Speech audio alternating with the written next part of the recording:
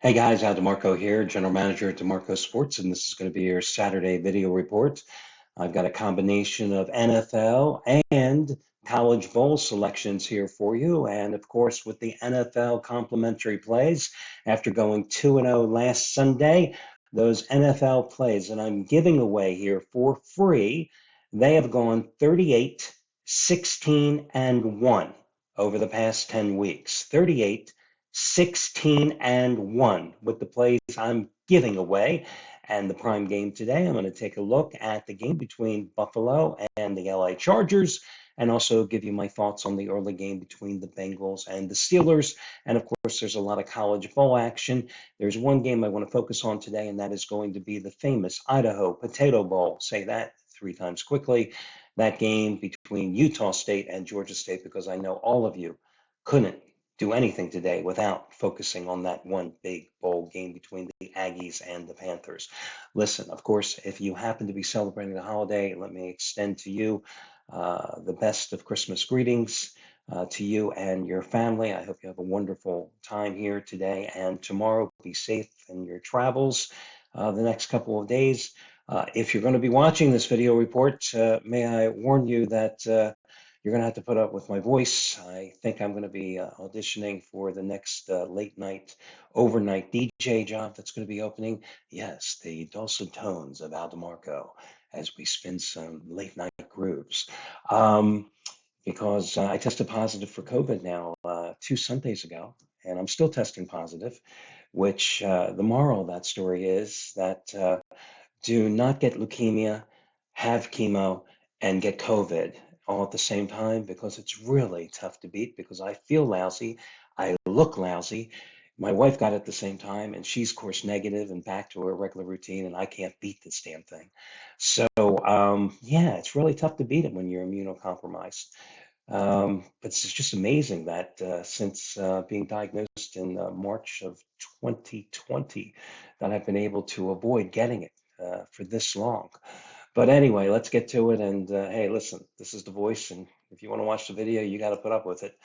What can I say? Okay, let's start with the NFL stuff here first. Hey, I got to tell you, today my best bet is obviously not in the NFL. These raise the bar 20 dime releases. Normally my plays are 5, 10, and 15 dime plays. I always like to keep it a very narrow rating. The raise the bar 20 dime plays. I'm a perfect 5-0 with them this month, including 4-0 in the NFL after giving you the Rams last Sunday and coming back with the Rams again on Thursday night. Today, I'm going for number 6 in a row, but it's not in the NFL. It happens to be the last bowl game on the card. It's the Hawaii Bowl game. It goes at 10:30 Eastern Time. It's San Jose State taking on Coastal Carolina. And just like all the other raise the bar 20 time releases, of which I'm 5-0, it is going to be the half price play of the day using coupon code HALF, HALF, and it's available now over at DeMarcosports.com. I know it's not a featured game. It's not even maybe one of the best bowl games to be watched, but I think it's the best bet on today's card. And again, it's the half price play of the game, and it's number 6 in a row for this month with Raise the Bar 20 dime releases. Now, in terms of the NFL plays today, let's start with the late game between the Bills and the Chargers. If you're going to play this game, how can you not play the Bills? And as you know, I've given you complimentary plays on the Bills each of the past 2 weeks. I thought that they would go into Kansas City and win that game outright. Many of you commented here. You thought I was wrong. Ha ha. And then last week, I thought that they were in a perfect position coming back home, taking on the Cowboys, who I thought were primed for a letdown after having that big revenge win at home against the Eagles. And you saw what happened. The Cowboys once again laid a big egg on the road, and Buffalo played extremely well and just dominated the game. And what I really like here with Buffalo is the way the offense has changed since they got rid of Ken Dorsey and they put Joe Brady in charge. They have run for at least 118 yards in each of the 4 games since Brady has taken control of the offense, and the offense has scored at least 31 points in 3 of those games. They've gone 3-1 in that stretch. Really should have been 4-0 if not for the total defensive collapse in the fourth quarter at Philadelphia. So again, you saw the Chargers in their last game when they gave up 342 points against the Raiders. That prompted the firing of their head coach and the general manager. They've got a substantial number of injuries, the latest of which have been Keenan Allen and Joey Bosa, both remaining out for this game. Again, how can you play the Chargers here? It's just as simple as that. So you take Buffalo, still in a must-win situation because that mid-season stretch where they slumped so badly really put their playoff hopes in doubt. They've got to win this game, and I say that you lay the points. Plus, this is going to be almost a pseudo home game because you know the Bills Mafia is going to travel to Southern California because over Christmas, do you want to be in Buffalo or do you want to be in Southern California? Yeah, I'd rather be in Southern California right now, feeling as sick as I am. So let's go to the early game. Cincinnati is a 2.5-point favorite. Listen, the Bengals were a normal top rated 15-time best bet for me last week. And I was extremely fortunate, lucky, let's say, for them to overcome the 14-point deficit, to force overtime on that miracle throw, and then to win it because I bought the half point down from 3 to 2.5, and they won it by the field goal in OT. So that's 3 straight wins with Jake Browning at quarterback against Jacksonville, Indianapolis, and Minnesota, in which he's thrown for 953 yards and 5 touchdowns. Now, 3 straight wins since he started the first game, which of course was a loss against Pittsburgh. Not going to have Jamar Chase in there today. Also not going to have their best run stopper, who is DJ Reader, who suffered the torn quad season-ending injury in last week's win against Minnesota.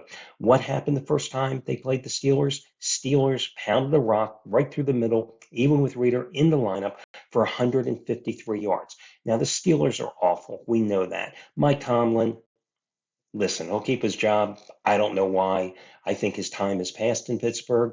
They're going to start Mason Rudolph. Why? Because Terry Bradshaw wasn't available, I guess, today. Rudolph making really his second start since he was a regular starter towards the end of the 2019 season. Steelers defense totally fell apart last week against Indianapolis after the Steelers took the 13-point lead, 13-0 lead. They gave up 30 unanswered points. Home finale for Pittsburgh. Bengals on a 10-4 ATS road roll. It seems like the Bengals should be the play here, and that's what I would recommend going with Cincinnati. But that Bengals defense played lousy last week against Minnesota. You saw that Browning had problems once again behind the offensive line. You know the Steelers are going to bring the pressure on Browning. And I wonder if the Bengals are going to be able to stop the Steelers' ground game. However, I just can't sit here and tell you to play Pittsburgh. So of the 2 plays, I do like the Bills more than the Bengals, but those are the 2 selections, Buffalo and Cincinnati. That brings us to the College Bowl pick, which I really do like. In this Idaho Potato Bowl, I got to go with Utah State minus the 1.5. This game is in Boise. It's a hop, skip, and a jump for Utah State and Logan, Utah to get over there. It's like a 300-mile journey as opposed to a 2,200-mile trip for Georgia State from Atlanta to go to Boise. These are 2 6-6 teams that traveled 2 different paths. A Georgia State team that went 6-1 to start the season and then totally collapsed with 5 straight losses to finish the regular season. A Georgia State team that has been decimated by portal losses.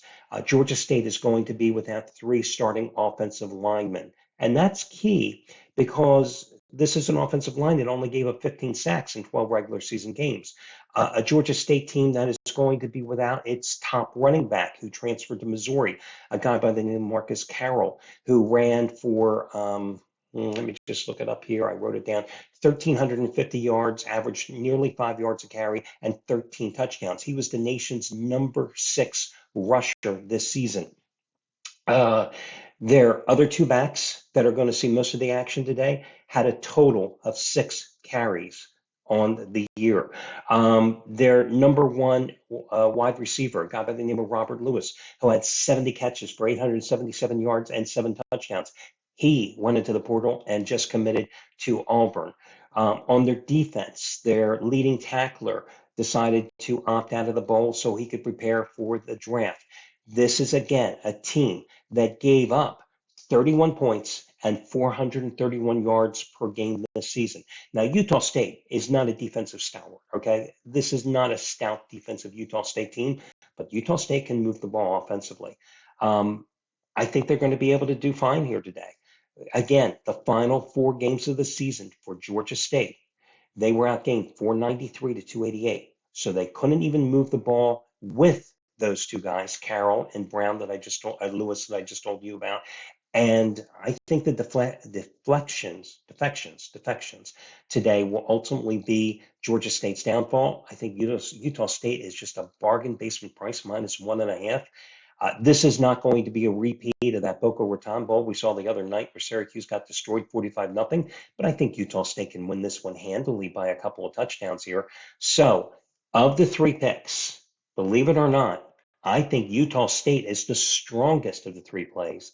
The Bills would be number 2, and then the Bengals would be a distant third. So that'll do it. Good luck, everybody, and talk to you again soon.